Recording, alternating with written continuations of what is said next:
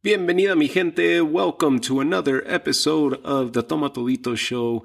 Thank you very much for tuning in once again. And I wanted to take a quick second and talk about something that I feel has been overlooked this entire year. The man took a lot of criticism this year. He took it from every single possible angle, from every media outlet, news outlet, sports channels, and you name it. The criticism was coming at a fast rate, and when it comes to giving them praise, giving them glory, it's very far in between, right? People forget to do that, and they'll stick to the content of just talking about the fight or talking about the event or talking about what have you. But the man has not taken enough praise and enough credit for what he was able to pull off and accomplish this year to the benefit of all of us across the world who are sports fans and fight fans at that. And the man that I want to talk about is Dana White. This little message is just a quick thank you to Dana White and the UFC for the work that they did. Without them going, becoming the trendsetters and taking that step, that leap into creating what we now know as these bubble type environments, without him taking that leap and being the one trendsetter, the risk taker that everybody was criticizing about, and it was irresponsible of him, and you name it, and it was said and thrown and launched at him. He didn't care. He stuck to his guns. His team stuck behind him, and they made this work. Thanks to Dana White and the UFC, sports followed suit. The NBA followed suit, college football followed suit, professional football, the NFL followed suit, right? The NBA was the one that started working on the bubble that they ended up creating out of Walt Disney World. They carried on from him. Top Rank Boxing, Bob Arum, they ended up following his lead, following Dana White's lead, creating their small bubble there in Las Vegas. And then you had other organizations, right? The other fight organization, Bellator, ended up following suit, and they've been mostly settled out of the Mohegan Sun Casino. Thanks to Dana White, he got sports back into rotation. Baseball, how can we forget baseball? The Dodgers won the World Series. Baseball ended up doing a controlled environment as well. Without Dana White, we would not have any of these fights that we've been talking about. We would not have the type of year, sports-wise, that we've been experiencing. And it's all due to him. Just think about this. Let's just talk about what we experienced before the shutdown as far as fights. The biggest fights that we had, and they're in no particular order, but the biggest fights that we had as far as boxing were Shakur Stevenson and Miguel Marriaga. Tevin Farmer comes to mind against Jojo Diaz. But by far, those are smaller fights, right? By far, Deontay Wilder and the rematch between him and Tyson Fury, February 22nd, was the biggest boxing fight pre-COVID shutdown. In the UFC, to kick off the year, early January, we had Conor McGregor with his comeback against Donald Cerrone. Seems like it was a lifetime ago, but it was this year. It was earlier this year to kick off the year. We see that fight. There was several decent fights. John Jones and Dominic Reyes was another one early in the year pre-COVID. And right as the country began to shut down, that last weekend we got to see, I believe it was March 7th, if I'm not mistaken, where we get to see Israel Adesanya and Yoel Romero.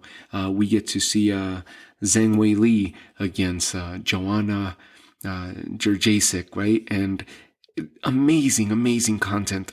Pre-COVID shutdown for boxing, we had the biggest fight, hands down, the rematch between Tyson Fury and Deontay Wilder. Then the shutdown hit.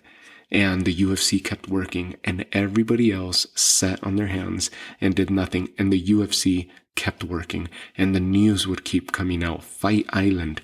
He's going to launch Fight Island. He had fights, including March 14th. I believe he had that controlled environment in Brazil with Kevin Lee and Cowboy Oliveira ended up going, and it looked so awkward with no crowd, and the way, the feel of it, everything was so off.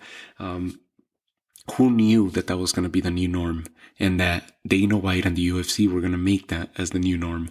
And it started seeming so awkward, right? Because we weren't accustomed to it, and it became something that we're so accustomed to seeing now that by the time we get to the point where crowds are going to be fully allowed in attendance and these stadiums are going to start getting packed again, if we ever get around to that, that's going to seem weird to us.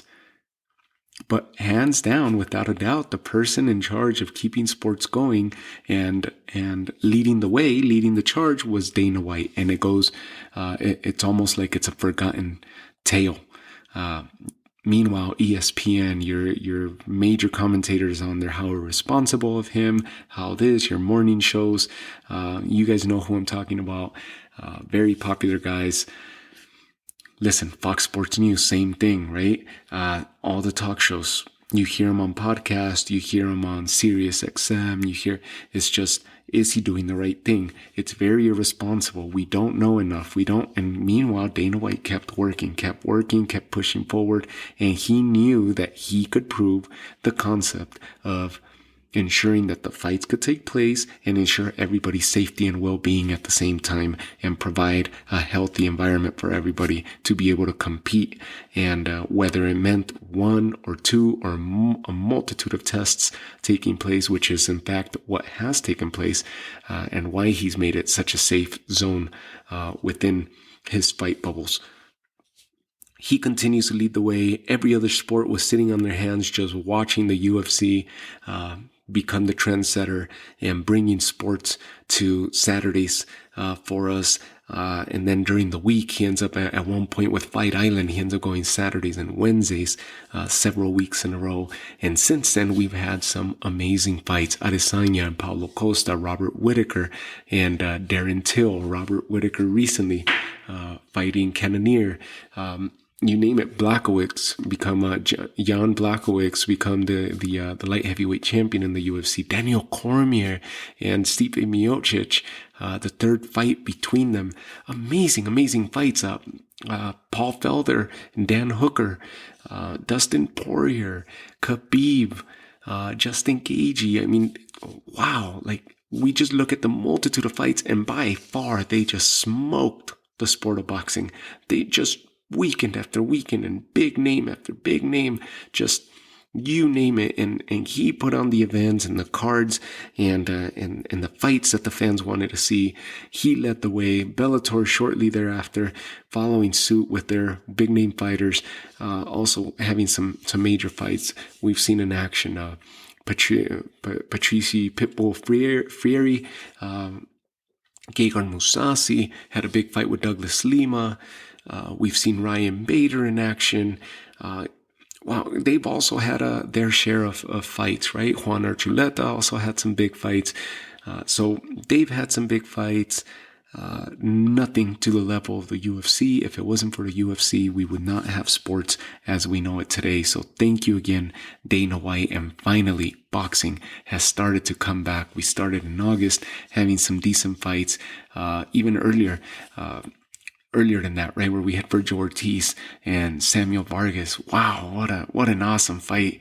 And we've seen Miguel Berchelt in action. We've seen Teofimo Lopez and Lomachenko. The takeover is real, right?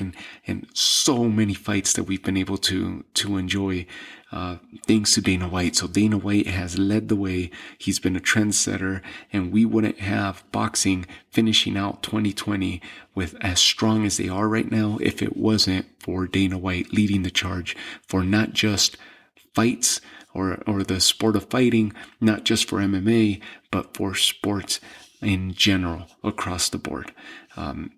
Again, I feel like this has gone, it's been a forgotten tale, right? And if anything, this man deserves his due.